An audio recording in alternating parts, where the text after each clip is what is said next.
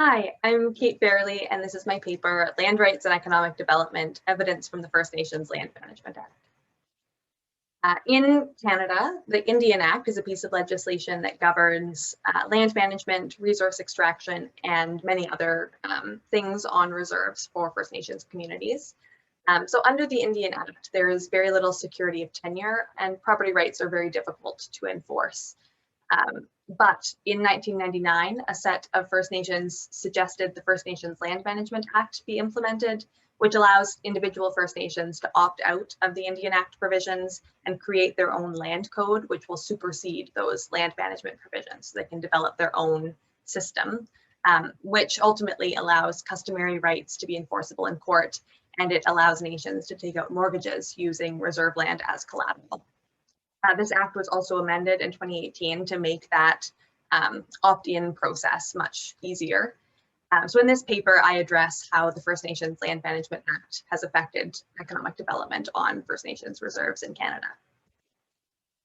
Given that the First Nations Land Management Act clarifies property rights and allows them to be more easily enforceable and allows nations to take out mortgages using land as collateral, I hypothesize that opting in increases economic development on reserves.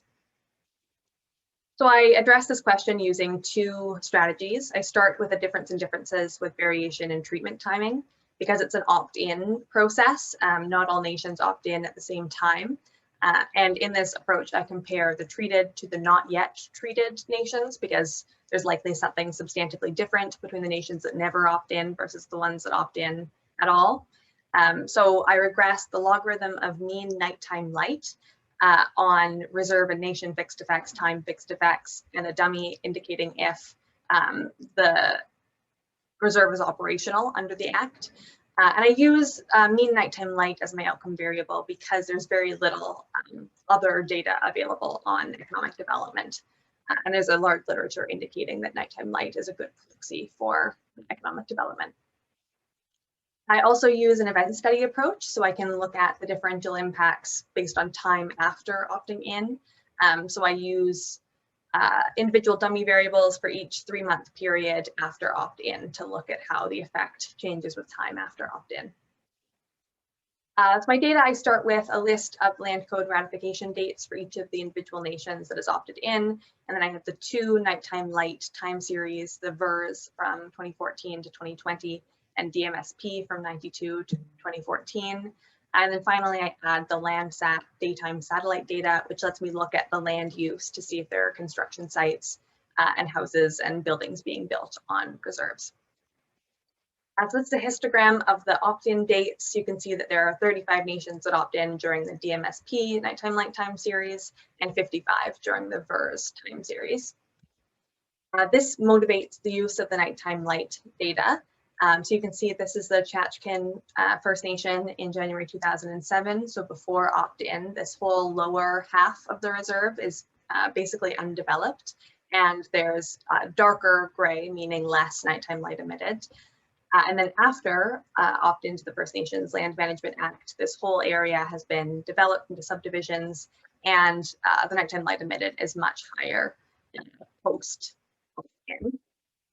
So my preliminary results suggest that there is a small positive effect for the nations in the DMSP sample and a small negative effect for nations in the VERS sample. So those are the later opt-ins between 2014 and 2020.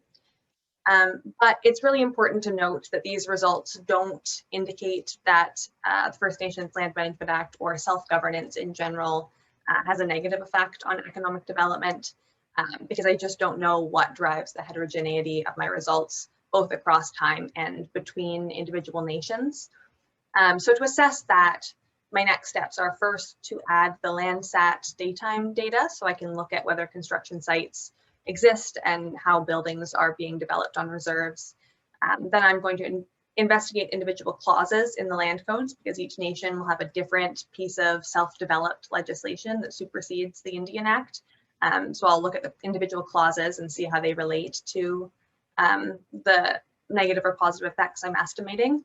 And then I'm going to calibrate both those nighttime light time series across time so I can look at nations in the long run. And then finally, I'm going to implement a synthetic control for individual nations.